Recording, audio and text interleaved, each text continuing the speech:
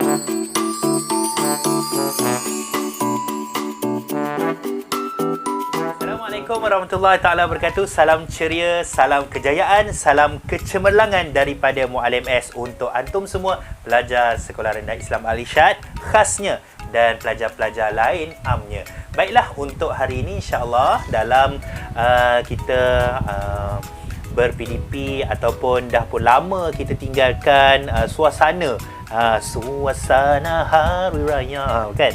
Bukan suasana hari raya tetapi suasana kita makan di kantin. Mungkin ada yang dah lupa bagaimana adab-adab ataupun bagaimana tata tertib ketika berada di kantin, kan? Macam mana cara basuh tangan, macam mana cara beratur dan sebagainya. Baiklah, untuk hari ini Muallim S akan memberi peringatan sikit lah, untuk kita kongsi sama-sama berkenaan dengan adab dan peraturan di kantin. Okey, baiklah. Jom kita sama-sama saksikan. Baiklah, peraturan dan adab kantin yang pertama yang kita semua mungkin dah lupa ialah sila bersihkan tangan sebelum dan selepas makan. Bersihkan tangan kita sebelum dan selepas makan. Sebab apa? Sebab tangan yang kotor akan menyebabkan kuman. Bila kuman berada di tangan, kita suap dalam mulut, kemudian kuman masuk dalam mulut, kemudian kuman tu pergi ke dalam perut dan akhirnya kita pun sakit perut dan sebagainya. Baiklah. Seterusnya yang kedua ialah jimatkan penggunaan air ketika membasuh tangan. Janganlah kita buka nak basuh tangan tapi buka paip macam kita nak mandi. Kurangkan ataupun jimatkan penggunaan air di kantin. Kalau tidak nanti bil air melambung tinggi. Siapa pula nak bayar, kan? Mestilah sekolah yang bayar. Kalau sekolah yang bayar, habislah, kan?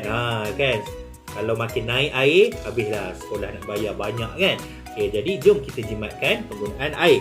Seterusnya, ketika membeli makanan, kita mestilah beratur. Ingat lagi tak macam mana cara-cara kita nak beratur? Kan? Manalah tahu, kan, kalau tak ingat ke, kan? Muallim harap antum semua ingatlah bagaimana cara kita nak beratur di kantin. Baiklah. Yang seterusnya, ketika membeli makanan, pelajar-pelajar dilarang berebut. Kan? Ingat tak? Masa dulu-dulu, kan? Masa zaman-zaman boleh pergi sekolah dulu, kan?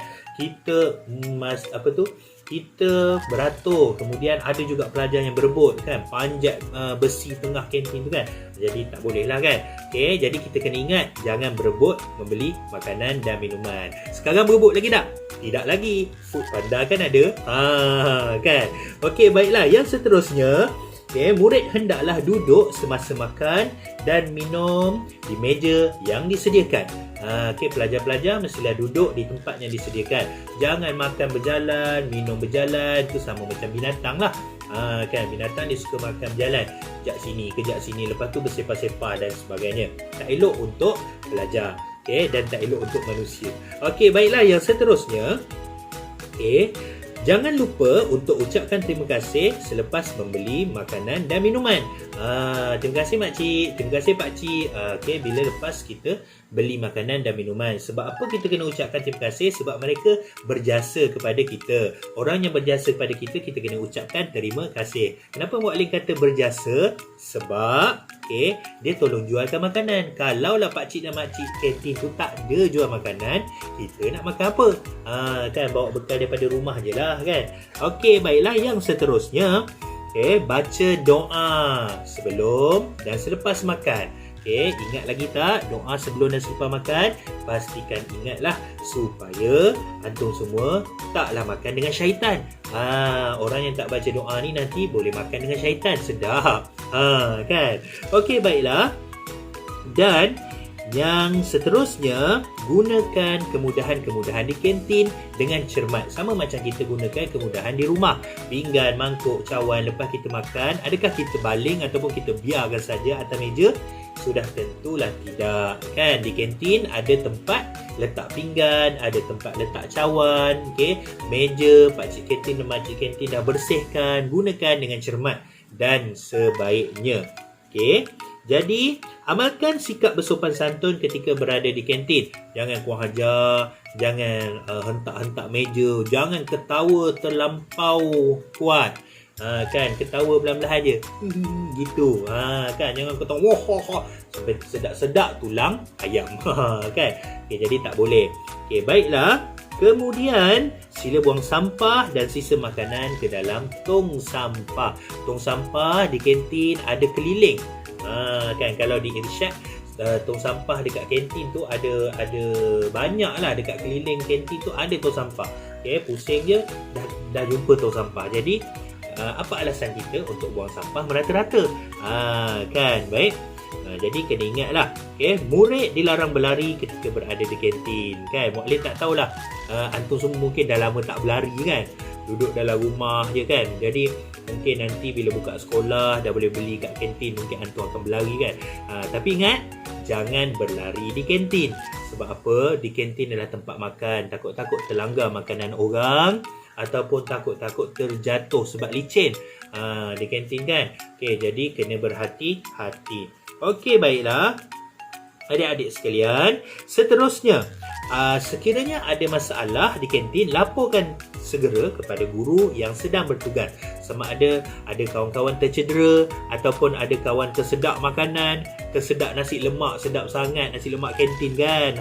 Okey, jadi tersedak kau.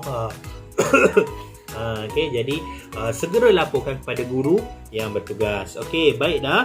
Yang terakhir, murid dilarang membeli makanan dan minuman lepas loceng bunyi, loceng tamat rehat. Loceng rehat tamat lah.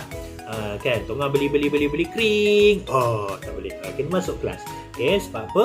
Sebab guru dah siap sedia nak masuk ke dalam kelas. Jadi jangan biarkan guru menunggu antum semua. Ingat, pelajar yang nak menuntut ilmu kena pastikan kita yang menunggu guru, bukan guru yang menunggu kita. Kan, tapi terbalik pula zaman PDPR ni. Kadang-kadang cikgu yang tunggu, duduklah depan laptop, duduklah depan kamera tu, lama lah tunggu seorang masuk kedek. Kan. Jadi ingatlah pesanan daripada muallim berkenaan dengan adab-adab di kantin ini. Okey, jadi pastikan antum semua beradab ketika berada di kantin. Ingat, okey, kita beradab supaya Allah Taala suka, Rasulullah sallallahu alaihi wasallam sayang kepada kita. Okey semua, wabihi wallahu alam. Assalamualaikum warahmatullahi taala wabarakatuh dan bye bye.